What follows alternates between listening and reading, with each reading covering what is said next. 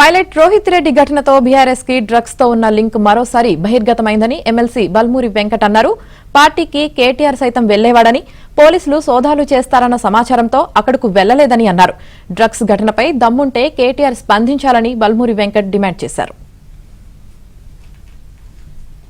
Drugs రహిత రాష్ట్రంగా తీర్చిదిద్దాలని చెప్పి కాంగ్రెస్ ప్రభుత్వము ఒక కఠోర దీక్షతోటి ఈగిల్ అనే ఒక సంస్థను తీసుకొని వచ్చి పనిచేస్తుంటే ప్రతిపక్ష పార్టీలో ఉన్న వ్యక్తులు, క్రియాశీలకంగా ఉన్న ప్రతిపక్ష నాయకులు, వారి సాన్నిధ్యులు, వాళ్ళ కుటుంబ సభ్యులు ఈ డ్రగ్స్ కల్చర్ని ప్రోత్సహించే విధంగా డ్రగ్స్ ఈవెంట్ని ఎంకరేజ్ చేస్తూ వారి యొక్క ఫామ్ హౌస్లలో ఈ రకంగా కార్యకలాపాలు చేపట్టడం అనేది చాలా సిగ్గుచేటు.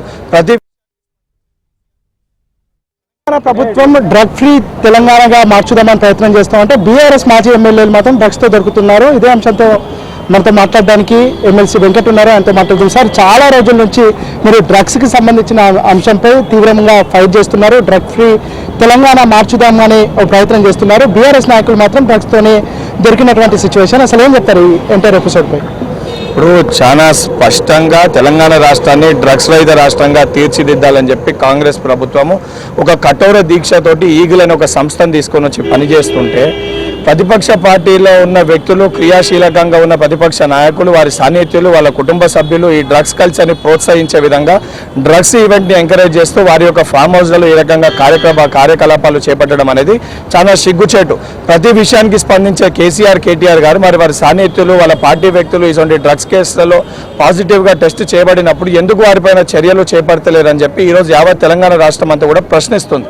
నాకు అనుమానాలు కూడా ఉన్నాయి. నేను ఆ పార్టీకి ఈవెంట్కి కేటీఆర్ కూడా వెళ్ళాల్సి ఉండే, కానీ పోలీస్ అధికారులు అప్పటికే దానిపైన పట్టుకునేసరికి వెళ్లాల్సిన కేటీఆర్ దాన్ని దారి మళ్లించుకొని మళ్ళీ తిరిగి ఇంటికి వెళ్ళిండి అని చెప్పి కేటీఆర్ని నేను మళ్ళీ డిమాండ్ చేస్తున్నా. డ్రగ్ ఛాలెంజ్ టెస్ట్కి రావాలి, తనను తాను ప్రూవ్ చేసుకోవాలి. అండ్ కేసీఆర్ గారికి కూడా డిమాండ్ చేస్తున్నా, ఇటువంటి వ్యక్తులని తక్షణమే మీ పార్టీలోకి వెళ్ళి బర్తరఫ్ చేసి తెలంగాణ ప్రజలకి ఒక ప్రాపర్ ఇండికేషన్, ప్రాపర్ మెసేజ్ ఇవ్వాలి. ఇటువంటి వాటిని మేము ప్రోత్సహిస్తలేమని చెప్పి మీరు స్పందించకపోతే తప్పనిసరిగా మీ పైన వచ్చే అనుమానాలన్నీ కూడా నిజమని చెప్పి భావించాల్సి వస్తుంది. అంటే మీ అనుమానాలతోని తన క్యారెక్టర్ని అసాసినేషన్ చేస్తున్నారు, తనకు సంబంధం లేని విషయాలను తనకు ఆపాదిస్తున్నారు. ఇటు హీరోయిన్ విషయంలో కానీ, డ్రగ్స్ విషయంలో కానీ అని కేటీఆర్ పదే చెప్తా ఉన్నారు. మీరు మళ్ళీ అదే ప్రయత్నం చేస్తున్నారు. అంటే ఆయన అటెండ్ కాలేదు, ఆయన రాలేదు, ఆయనకు సంబంధం లేదు, అయినా కేటీఆర్ని ఎందుకు కార్నర్ చేస్తున్నారు? ఇప్పుడు మనం ఈ వ్యక్తులతోటన్నా రోజు తిరిగే మనతో పాటు ఉండే వ్యక్తులు ఇటువంటి ఒక డ్రగ్స్ విషయాలపైన వాళ్ళపైన ఆరోపణలు కాదు, ఆధారాలు బట్టబయలైనప్పుడు ఎవరికైనా కూడా అనుమానాలు వస్తాయి. అనుమానాలు వచ్చినప్పుడు తను ఒక ప్రజాప్రతినిధిగా తనను ప్రూవ్ చేసుకోవాలి. అది పట్టించుకోలేక దాన్ని ప్రూవ్ చేసుకోకుండా, సిగ్గు లేకుండా ఇటువంటి మాటలు మాట్లాడడం అనేది చాలా బాధాకరము. ఇప్పటికన్నా కేటీఆర్ గారికి చెప్తున్నా, నిజంగా నువ్వు ప్రోత్సహించకపోతే, డ్రగ్స్ విషయాన్ని నువ్వు సపోర్ట్ చేయకపోతే ఇప్పటివరకు పైలట్ రోహిత్ రెడ్డిని ఎందుకు బర్తరఫ్ చేయలేదని చెప్పి డిమాండ్ చేస్తున్నా.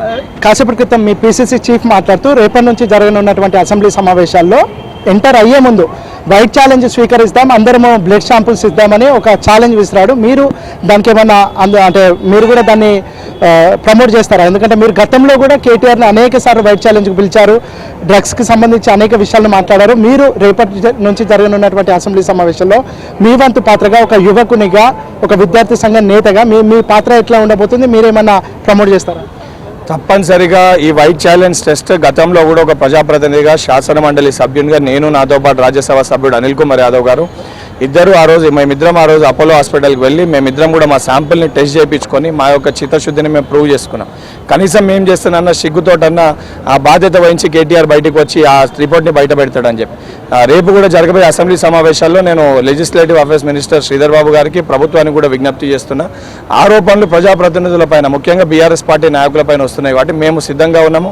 అందరూ కూడా అసెంబ్లీ సమావేశాలు హాజరు కాకముందు మా యొక్క శాంపిల్స్ని, ఎందుకంటే టైం పడుతుంది, ఆ శాంపిల్స్ని మేము అందరం కూడా శాంపిల్స్ని సేకరించి ప్రజలకి వాస్తవాలు ఏందో చూపించాల్సిన బాధ్యత మనపైన ఉంది కాబట్టి ఆ రకంగా ప్రభుత్వం కూడా చర్యలు చేపట్టాలని చెప్పి విజ్ఞప్తి చేస్తాం. అయితే రేపటి నుంచి జరగనున్నటువంటి అసెంబ్లీ సమావేశాల్లో ఖచ్చితంగా డ్రగ్స్ టెస్ట్ అందరికీ చేయాలని ఎమ్మెల్సీ వెంకట్ డిమాండ్ చేస్తూ ఉన్నారు. రేపు అసెంబ్లీ సమావేశాలకు అంటే లోపలికి వెళ్లే ముందే వాళ్ళు కాంగ్రెస్ పార్టీకి సంబంధించినటువంటి నేతలందరూ బ్లడ్ శాంపుల్స్ ఇవ్వడానికి రెడీగా ఉన్నాం. బీఆర్ఎస్ నేతలు కూడా బ్లడ్ శాంపుల్స్ ఇవ్వాలని ఎమ్మెల్సీ వెంకట్ డిమాండ్ చేస్తున్నారు. వీడియో జర్నలిస్ట్ ప్రశాంత్తో సిద్ధార్థ, ఏపీ ఆంధ్రజ్యోతి, హైదరాబాద్.